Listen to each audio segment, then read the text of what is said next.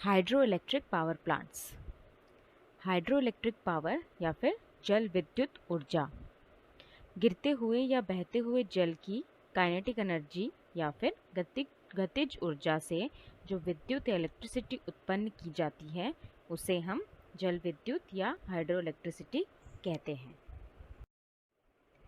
Topics जो cover किए जाएंगे: वाटर पावर, हाइड्रोलॉजिकल साइकिल या flow measurement, drainage area characteristics, hydrographs, storage and pondage, classification of dams and spillways, hydro projects and plants, classification, typical layouts, plant auxiliaries, plant operation, pumped storage plants. Introduction. The energy of water utilized for generation of power using kinetic energy and potential energy of water by motion and position respectively. तो जो हमारी hydro electricity होती है उसमें हम water की energy को utilise करते हैं पावर जनरेट करने के लिए, उसकी स्टैटिक और गतिज ऊर्जा जो कि पोटेंशियल एनर्जी और kinetic energy of water by motion and position. तो water plus gravity equals to energy, abundantly available potential for better use. Water को जब ग्रेविटी मिलती है तो उससे एनर्जी जनरेट होती है। Water power. Hydro power is considered as one of the most economic and non polluting sources of energy. जो hydro power होता है वो मोस्ट इकोनॉमिक और without pollution source of energy हम इसे कहते हैं। Power generated from water is termed as hydro electricity. जो एनर्जी पानी से जनरेट होती है, जो पावर पानी से जनरेट होती है उसे हम हाइड्रो इलेक्ट्रिसिटी कहते हैं। Hydro electricity means electricity generated by hydro power और from the use of gravitational force of the falling और फ्लोइंग वाटर। हाइड्रो इलेक्ट्रिसिटी जो होती है वो इलेक्ट्रिसिटी जनरेट की गई है हाइड्रो पावर से या फिर ग्रेविटेशनल फोर्स जो कि गिरते हुए पानी से या फिर बहते हुए पानी से हमें मिलता है। Potential and kinetic energy, static and गतिज ऊर्जा।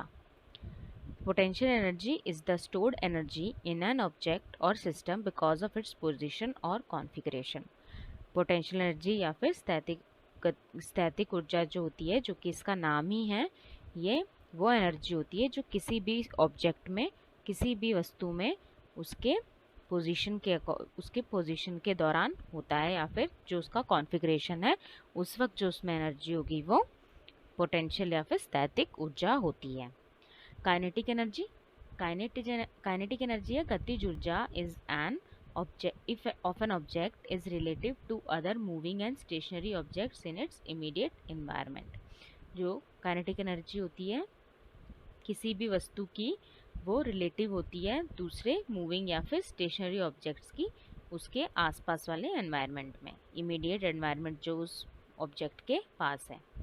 तो पोटेंशियल एनर्जी को हम डिफाइन कर सकते हैं कि एनर्जी ड्यू टू पोजीशन, और जो काइनेटिक एनर्जी होती है वो energy due to movement, moving object.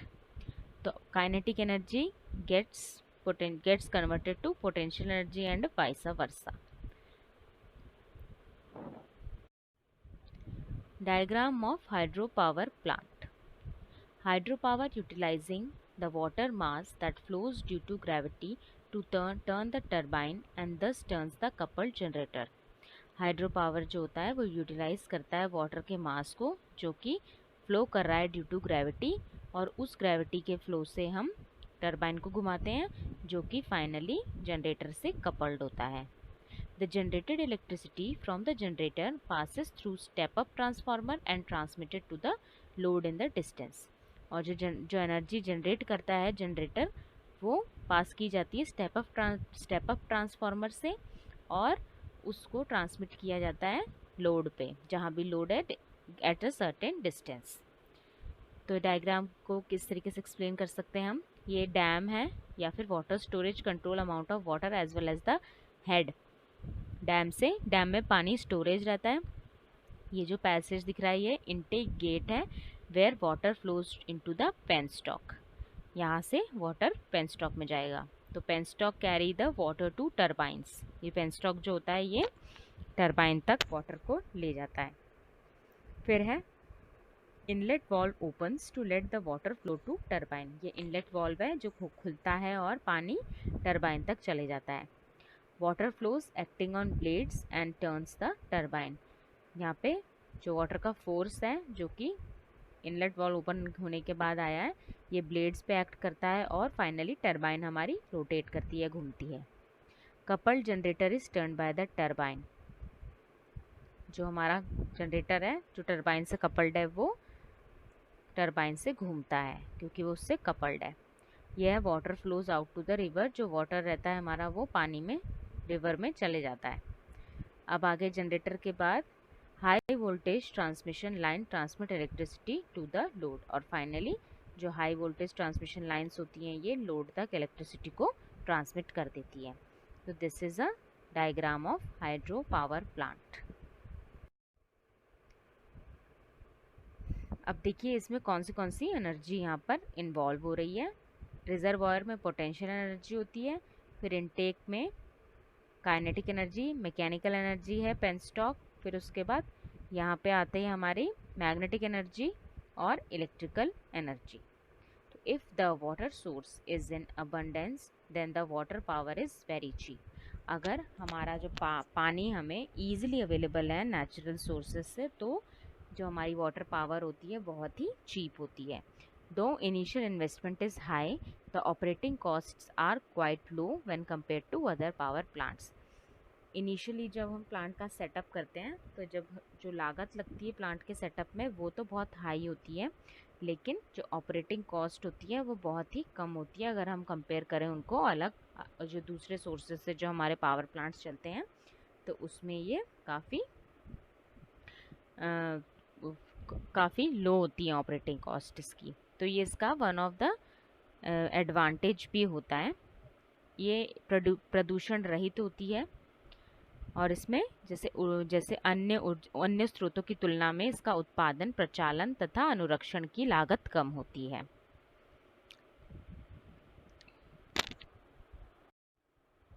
How it works inside a hydro power plant. क्या क्या लगा रहता है यहाँ पे हमने देखा था। रिजर्वायर है, ये डैम है, इनटेक है, कंट्रोल गेट है, पेन स्टॉक है, टरबाइन है, आउटफ्लो है, ये जनरेटर, ट्रांसफार्मर, पावर हाउस और पावर लाइंस। यहाँ से रिजर्वायर्स के इनटेक के थ्रू, कंट्रोल गेट्स के थ्रू पानी फ्लो होके पेन स्टॉक के थ्रू टरबाइन को रोटेट करता है। और ये जो काइनेटिक एनर्जी ऑफ वाटर है इससे टरबाइन रोटेट होके we know that it is coupled with the generator, so thereby it rotates the generator too, and through transformer power is generated and step up transformer and it is thereby conveyed to power lines at a certain distance। Load जहाँ पर connected है वहाँ तक हमारी electricity पहुँच जाती है। तो this is how a power plant या hydro power plant works. Water power. On September 30th, 1882, the world's first hydroelectric power plant began operation on the Fox River in Appleton, Wisconsin, USA। सितंबर 30, 1882 में world का पहला hydroelectric power plant operation में आया था, जो कि कहाँ पर था? Fox River in Appleton, USA में। Hydroelectric in the world. पूरे संसार में हाइड्रोइलेक्ट्रिसिटी की क्या स्टेटस है? The total installed hydro power plant capacity in top 10 countries. 2014 के आंकड़े हम देखें तो China leads with the largest total installed hydro power capacity. तो चाइना के पास सबसे ज़्यादा इंस्टॉल्ड हाइड्रो पावर कैपेसिटी के प्लांट्स हैं। उसके बाद आता है Brazil, United States, Canada, Russia, India, Norway, Japan, France और स्वीडन। ये कुछ आंकड़े हैं 2014 के हाइड्रोइलेक्ट्रिसिटी की कैपेसिटी के। अब है एडवांटेजेस ऑफ हाइड्रोइलेक्ट्रिक। हाइड्रोइलेक्ट्रिसिटी के क्या क्या एडवांटेजेस हैं, इसके क्या क्या फ़ायदे होते हैं? सबसे पहला तो ये एफिशिएंट होता है। The most efficient method of power generation more than 80%। तो दक्षता जैसे एफिशिएंसी कहते हैं ये इट इज़ मोर देन 80%। फिर है startup in fast startup, easily startup हो जाता है, startup in matter of minutes, suitable to during load peak supply. जब पीक पे लोड होता है तो उसकी सप्लाई हमें बढ़ानी पड़ती है, तो उस टाइप के लिए ये बहुत ही हमारा फास्ट स्टार्टअप होता है। तो this is also one of the advantages. Clean renewable energy, ये क्लीन रिन्यूएबल एनर्जी का सोर्स है। No direct waste and carbon emissions during the power generation, बहुत ही सिंपल तरीके से पावर जनरेट होता है, इसमें कोई डायरेक्ट वेस्ट नहीं जनरेट होता है और कार्बन एमिशंस भी नहीं होते हैं जब हम पावर जनरेट करते हैं। So it is environment friendly. Grid balance and stability मिलती है हमें फास्ट स्टार्टअप के हिसाब से, और मैक्सिमाइजिंग रिसोर्स होता है अगर ये, क्योंकि इसकी एफिशिएंसी मोर देन 80% है। Disadvantage of hydro electric, advantages के साथ साथ इसके डिसएडवांटेज भी होते हैं हर किसी चीज़ के। तो huge amount of civil works required to build dam and power house, तो बहुत ही बड़े पैमाने पे हमको सिविल वर्क्स की ज़रूरत पड़ती है जब डैम और पावर हाउस हमें कंस्ट्रक्शन करना होता है। Unpredicted power output in several places due to weather and season, unpredicted power output भी मिलते हैं हमें काफ़ी जगह पे जब वेदर या सीज़न फेवरेबल कंडीशंस में नहीं होते। Turbines our life threatening for fishes, जो टर्बाइंस लगी रहती हैं हमारी, उसमें हमारी फिशेस की जान को खतरा होता है। तो इसका सोल्यूशन क्या होता है? फिश पैसेजेस बनाए जाएं या फिर फिश लैडर्स इंस्टॉल की जाए। Hydrology and hydrological cycle, the study of water including rain, snow, water on earth's surface covering its properties, distribution and utilization is called hydrology। जब हम वाटर की स्टडी करते हैं जिसमें बारिश भी होती है, स्नो बर्फ़ होती है, अर्थ की सरफेस पे जो वाटर है वो होता है, और उसकी प्रॉपर्टीज़ को हम कवर करते हैं, डिस्ट्रीब्यूशन किस तरीके से और उसका किस तरीके से यूटिलाइजेशन किया जाता है, तो उसे हम हाइड्रोलॉजी कहते हैं। The science which deals with the rainfall and runoff is also called hydrology। वह साइंस, वह विज्ञान जो कि रेनफॉल या बारिश से डील करता है या फिर रन ऑफ से डील करता है, तो उसे हम हाइड्रोलॉजी कहते हैं। The evaporation of water from the surface of river and oceans and its precipitation on the earth is known as hydrological cycle। The evaporation मतलब जब वो भाप बनता है पानी रिवर की, नदी की सरफेस पे से और समुद्रों पे से, और उसके प्रेसिपिटेशन ऑन अर्थ को जब जब वो बारिश के थ्रू नीचे वापस आता है, तो उसे हम हाइड्रोलॉजिकल या फिर वाटर साइकिल कहते हैं। Types of hydro power plant, तो दो तरीके से हैं, डैम और रन ऑफ रिवर। तो डैम में this type of power plant requires dam to store river water in a reservoir. जब जो डैम टाइप का हाइड्रो पावर प्लांट होता है, इसमें हमें एक डैम की ज़रूरत पड़ती है जो कि रिवर वाटर को रिजर्वायर में स्टोर करता है। The dam acts as a water amount and water level controller, जो डैम होता है वो वाटर अमाउंट और वाटर लेवल कंट्रोलर की तरह वहाँ पर काम करता है। Large capacity hydro power plant commonly to be of this type, जो बहुत बड़े कैपेसिटी में जो हाइड्रो पावर प्लांट्स होते हैं वो इसी टाइप से होते हैं। Run of river, this type of power plant has no water storage facility or a little amount of water storage called pondage। ये जो रन ऑफ रिवर टाइप का जो हमारा पावर प्लांट होता है, इसमें वाटर स्टोरेज फैसिलिटी नहीं होती है, बहुत ही कम ही अमाउंट में वाटर का स्टोरेज होता है जिसे हम कहते हैं पॉन्डेज। और this type of power plant can serve as peak load और बेस लोड पावर प्लांट, और ये इस टाइप का जो पावर प्लांट होता है इसको ये पीक लोड की तरह काम करता है या फिर बेस लोड पावर प्लांट की तरह काम करता है।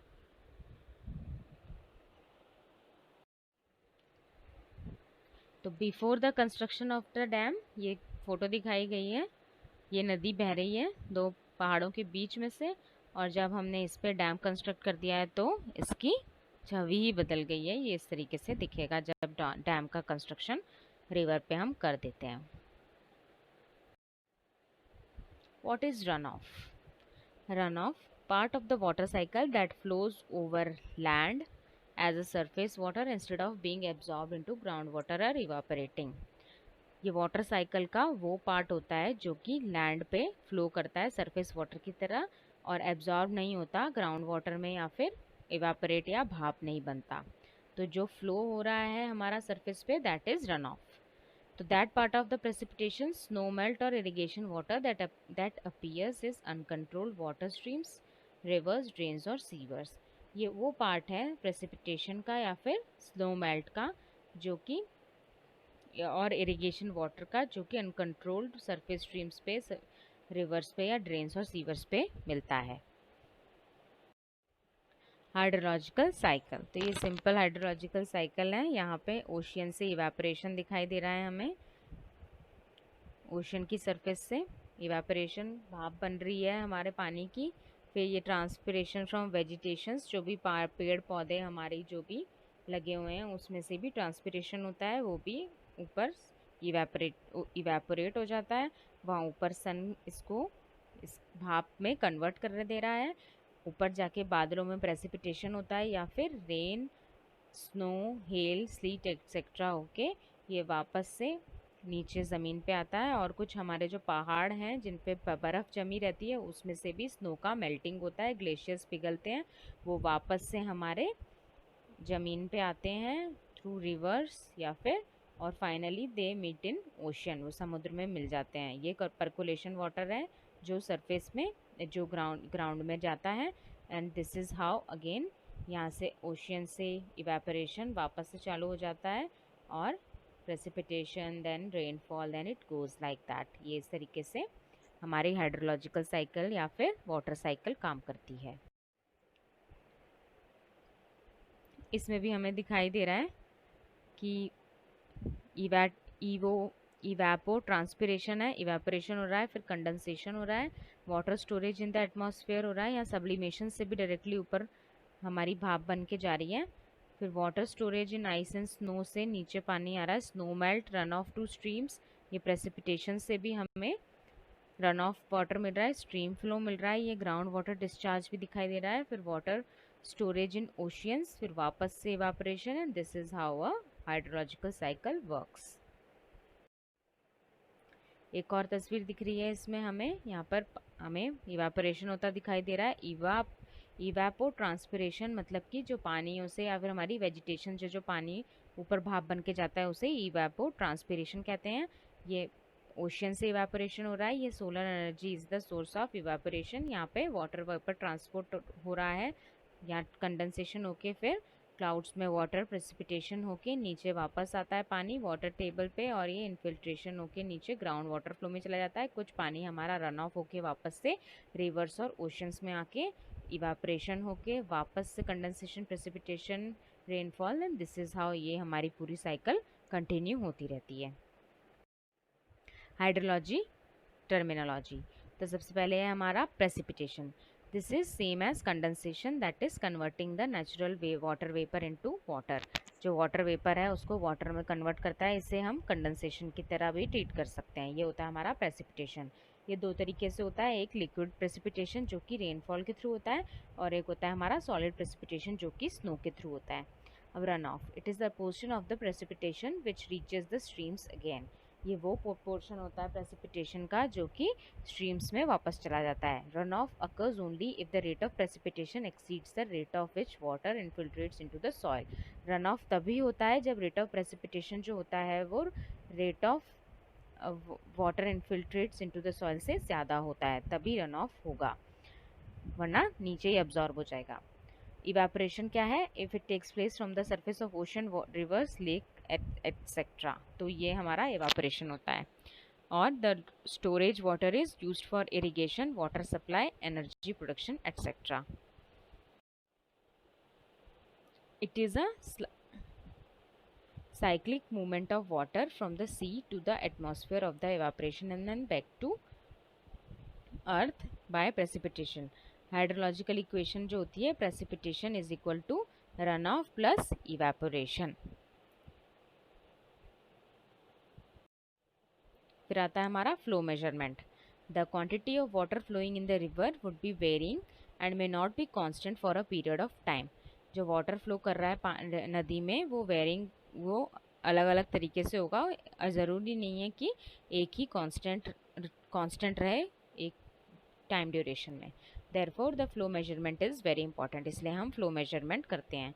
Using a channel of fixed cross section and measuring the water velocity using current meters at maximum points of the cross section at different water levels at regular intervals, the flow volume may be measured.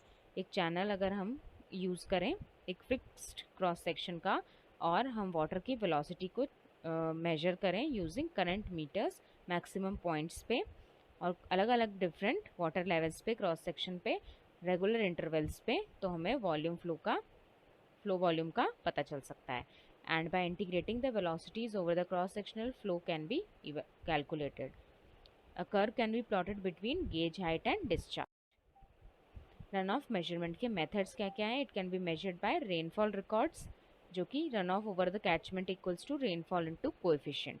और empirical formula है हमारा, खोसलास formula होता है R is equal to P minus 4.811 into T, जिसमें R is annual run off in mm, P is annual rainfall in mm और T is mean temperature in degree centigrade. एक English formula for areas of Maharashtra के लिए ghat region में होता है R is equal to 0.88 P minus 304.8, और plain regions के लिए रहता है R equals to P minus 177.8 into P by 2540.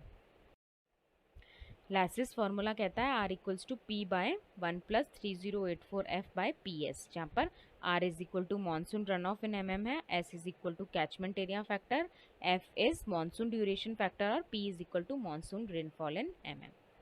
तो क्लास ऑफ मानसून और वैल्यू ऑफ एफ की कुछ टेबल दी हुई है, जिसमें वेरी शॉर्ट है का वैल्यू, वेरी शॉर्ट है मानसून तो 0.5 रहेगा वैल्यू, स्टैंडर्ड लेंथ के लिए 1 और वेरी लॉन्ग के लिए 1.5, और ये टाइप ऑफ कैचमेंट के हिसाब से हमारा कैचमेंट एरिया फैक्टर दे रखा है. Hydrograph. A hydrograph is a discharge versus time curve of a water flow. ये डिस्चार्ज और टाइम के बीच में प्लॉट किया जाता है. It shows the variation of river flow with time. जैसे जैसे वेरिएशन हो रहा है रिवर के फ्लो का टाइम के साथ, वो हमें हाइड्रोग्राफ से दिखाई देता है. It may be plotted based on the data of weeks, months and even years. इसमें हम प्लॉट कर सकते हैं अपनी मर्जी से. अगर डेटा हमारे पास वीक्स के लिए है, वीक्स का डेटा प्लॉट कर सकते हैं, महीने का डेटा है, और इवन सालों का डेटा भी हम इसमें प्लॉट कर सकते हैं. Discharge on Y axis and time on X axis. तो डिस्चार्ज जो है हमारा वाई एक्सिस पे रहता है, और जो टाइम रहता है वो वीक्स में, मंथ्स में और इवन ईयर्स में जो रहता है वो एक्स एक्सिस पे रहता है हमारा. This is how a hydrograph is plotted. Importance of a hydrograph.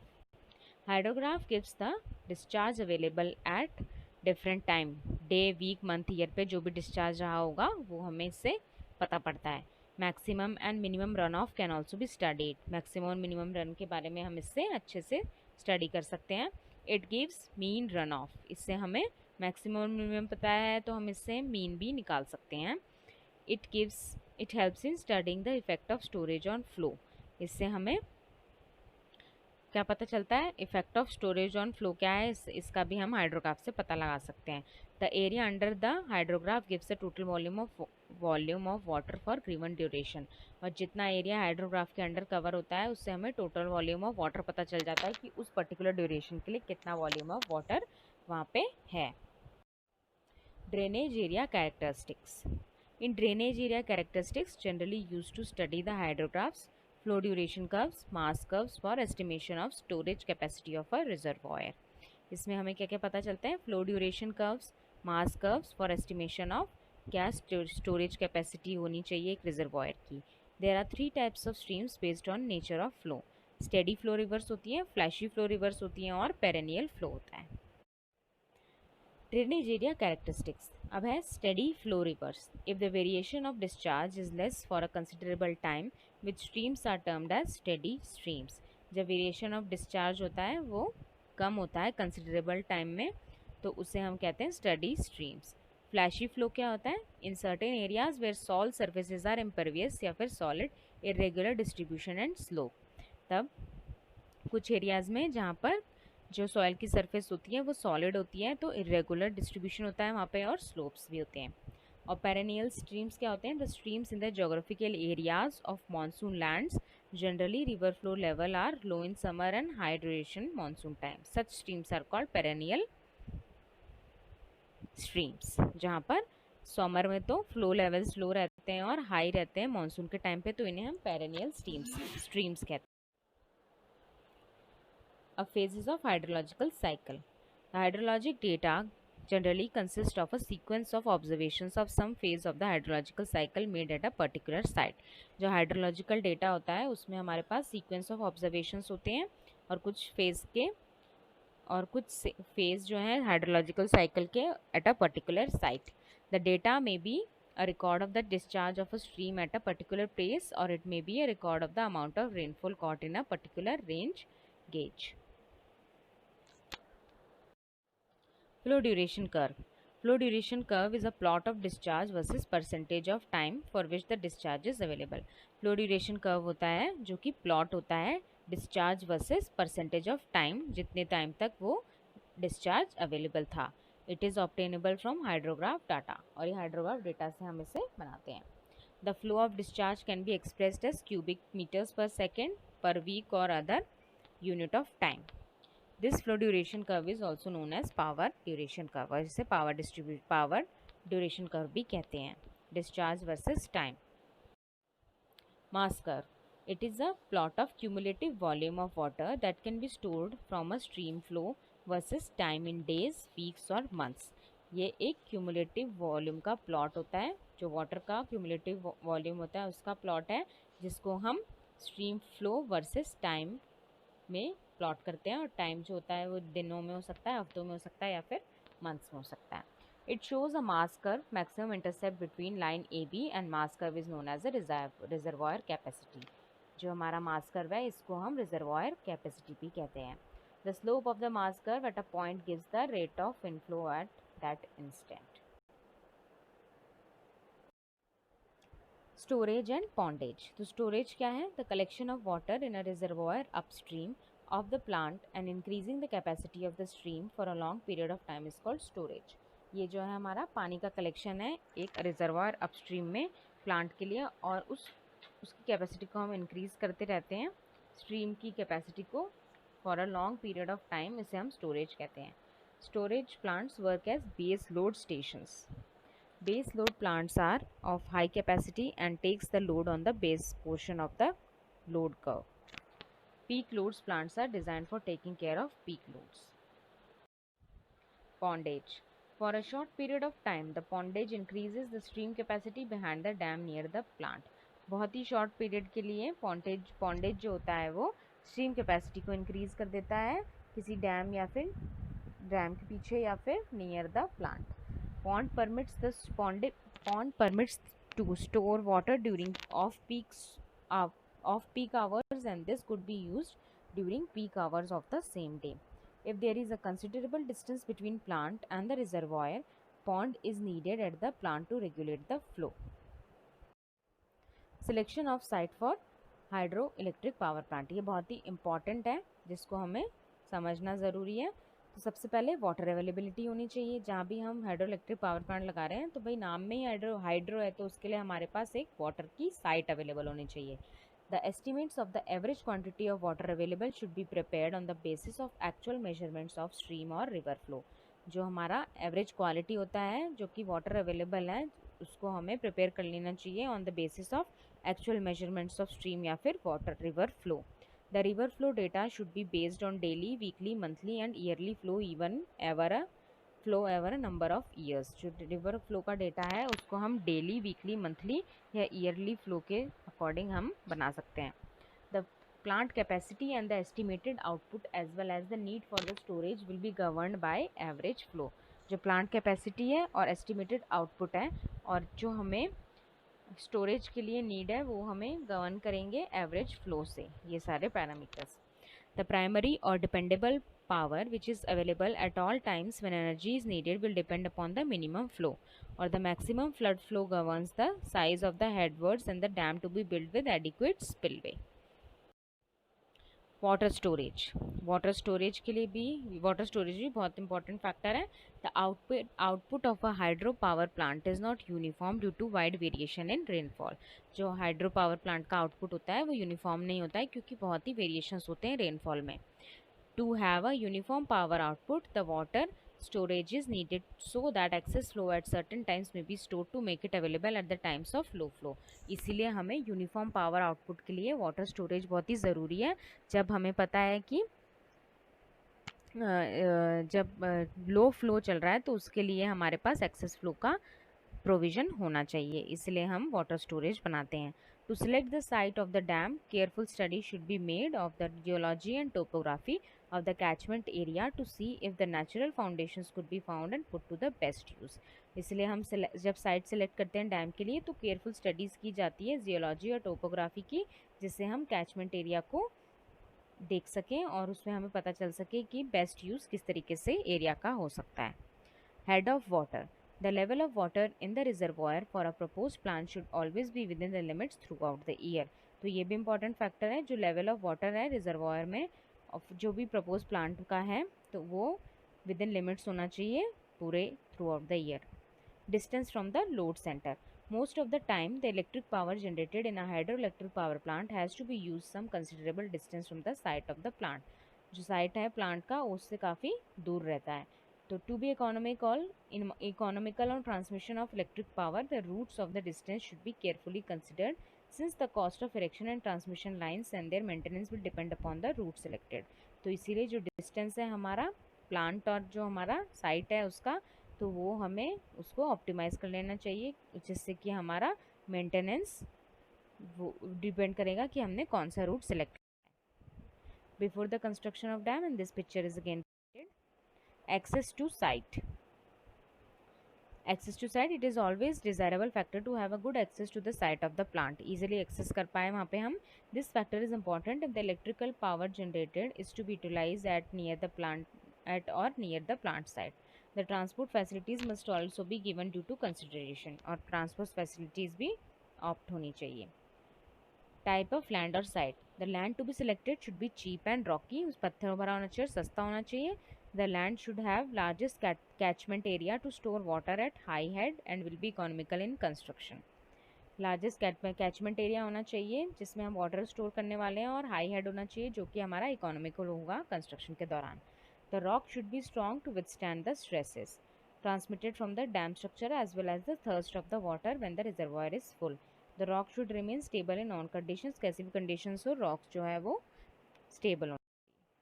Hydroelectric power plant. Hydroelectric power plants uses the potential energy of water stored in a reservoir to operate turbines. ये potential energy of water को use करता है reservoir में जो store रहती है जिससे कि turbine move करती है.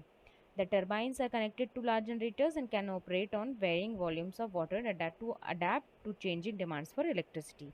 Hydroelectric power plant capacity जो होती है वो relate की जाती है height और capacity of reservoir से, और इसमें कुछ कंडीशंस पे हमें लोकल ज्योग्राफी का भी रिक्वायरमेंट रहता है in addition to the water source.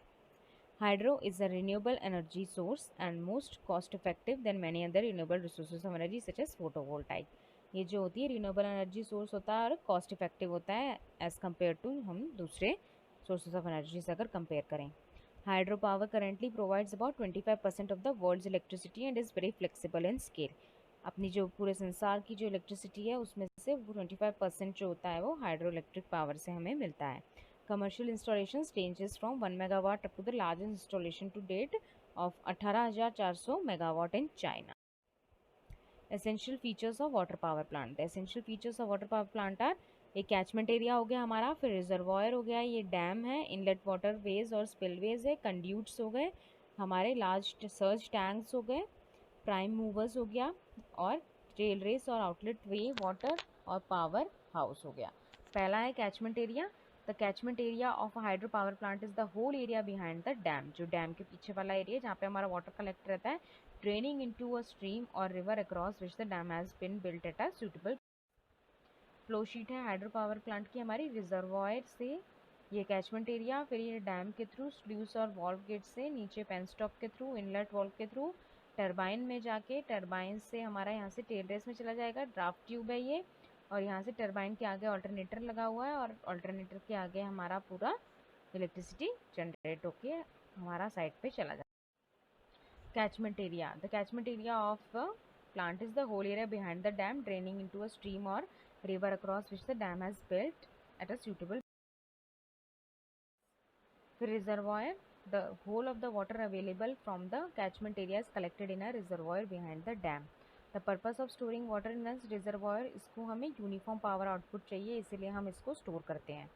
Water reservoir जो होता है हमारा नेचुरल और आर्टिफिशियल दोनों तरीके से हो सकता है. नेचुरल रिजर्वायर जो होता है हमारा लेक हो सकती है हाई माउंटेन्स पे, और आर्टिफिशियल रिजर्वायर हो सकता है वो हम एक डैम को कंस्ट्रक्ट कर से बना सकते हैं रिवर के पास। डैम डैम क्या होता है, इसको हम किसी भी रिवर पे बिल्ड कर सकते हैं और इसके दो फंक्शंस होते हैं। इसमें हमें हेड ऑफ वाटर क्रिएट करना रहता है और impound the river water for storage के लिए भी। डैम्स में भी classified according to their structural material such as timber, steel, earth, rock filled and masonry. अलग अलग तरीके से हम डैम को क्लासिफाई कर सकते हैं। Spillways, when the water enters the reservoir basin the level of the water rises. To relieve this excess water, structure is provided in the body of the dam, near the dam or on the periphery of the dam. जब हमारा water enter करता है reservoir में तो level जो water का होता है वो बढ़ जाता है, और ये जो एक्सेस वाटर को हमको रिलीव करना रहता है तो ये स्ट्रक्चर प्रोवाइड किया जाता है डैम की बॉडी में या फिर डैम के पास में और on the periphery of the dam. The safeguarding structure is called the spillway, और ये सेफ गार्डिंग स्ट्रक्चर जो होता है इसे हम स्पिलवे कहते हैं। Conduits, a headrace is a channel which leads water to the turbine and tailrace is a channel which conducts water from the wheels. तो कंड्यूट जो भी होते हैं हमारे ओपन है क्लोज दोनों तरीके से होते हैं। ओपन जो होते हैं वो कैनाल्स और फ्यूम्स हो सकते हैं, और क्लोज कंड्यूट्स हो सकते हैं हमारे टनल्स और pipelines. Search tanks, search tanks क्या होता है, हमारा स्मॉल रिजर्वायर होता है या फिर एक टैंक होता है जिसमें वाटर लेवल बढ़ जाता है या फिर कम हो जाता है to reduce the pressure swing so that they are not transmitted in full to closed conduit. Prime movers, prime movers क्या होती हैं, ये एनर्जी को कन्वर्ट करते हैं मैकेनिकल एनर्जी में। वाटर एनर्जी होती है उसको मैकेनिकल एनर्जी में कन्वर्ट करते हैं और further into the electrical energy. इसको हम इम्पल्स या फिर रिएक्शन टर्बाइन के रूप में क्लासीफाई कर सकते हैं। ड्राफ्ट ट्यूब्स, ड्राफ्ट ट्यूब्स क्या होती है, इसका दो पर्पस होता है। ये टर्बाइन को अलाउ करती है to set above tail water level without loss of head, इसमें हेड का लॉस नहीं होने देती है, और it regains by diffuser action the majority of kinetic energy delivered to it from the runner. Finally ये हमारा पावर हाउस है। Power house is the building in which the turbine alternator and the auxiliary plants are housed. वो ऐसी building होती है जिसमें turbine alternator और auxiliary plant को हम इंस्टॉल करते हैं। Classification of dams, masonry dams होते हैं और एक फिल डैम्स होते हैं। तो मैसनरी क्या होते हैं, ग्रेविटी डैम्स होते हैं, बट्रेस डैम्स होते हैं और आर्च डैम्स होते हैं। और फिल डैम्स जो होते हैं हमारे अर्थ फिल, रॉक फिल डैम्स होते हैं। तो डैम क्या होते हैं हमारे, ये कंक्रीट के बने होते हैं या फिर स्टोन मैसनरी बैरियर रहते हैं जिससे कि हम वहाँ पर वाटर को स्टोरेज करते हैं और हमारा एक हाइड्रोलिक हेड भी मेंटेन रहता है। दो फंडामेंटल फंक्शन डैम पूरे करना चाहिए। ये एक रिजर्वायर डेवलप करना चाहिए जिसके पास कैपेसिटी होनी चाहिए वाटर को स्टोर करने की, और ये हेड को बिल्डअप करता है और इसीलिए पोटेंशियल एनर्जी रिवर को देता है, that is water head. Types of dams दिखाई हुए हैं यहाँ पे। फिर dams, spillways, the part of the dam which discharges the flood flow to the downstream side is called a spillway। ये वो पार्ट ऑफ डैम होता है जो कि फ्लड फ्लो को डिस्चार्ज कर देता है डाउनस्ट्रीम साइड से, और उसे हम स्पिलवे कहते हैं। ये एक सेफ्टी वॉल्व, डैम के सेफ्टी वॉल्व की तरह काम करता है। ये हम डैम्स में इन्हें प्रोवाइड करते हैं जिससे कि हमारे डैम्स में डैमेज ना हो, और ये एक रिजर्वायर लेवल को below the predetermined maximum level maintain करके रखते हैं। The downstream must always be provided a safe passage. Type of spillways, अलग अलग टाइप के स्पिलवेज होते हैं, overflow, shoot, shaft, side channel spillways और स्पिलवेज। ये इसका डिटेल एक्सप्लेनेशन है।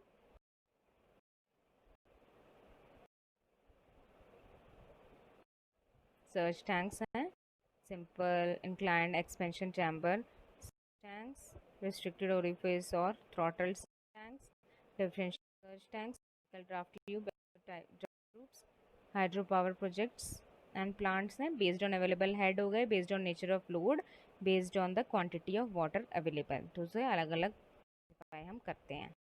प्लांट, मीडियम हेड और low head, based load plant, peak load plant, storage type plants, storage plants, और ये हमारा आता है माइक्रो हाइड्रोइलेक्ट्रिक सिस्टम्स। तो there are many types of micro hydroelectric systems, 3 micro hydroelectric system from energy systems and designs. काम कैसे करते हैं ये स्टीम इंजन इंस्टॉलेशन.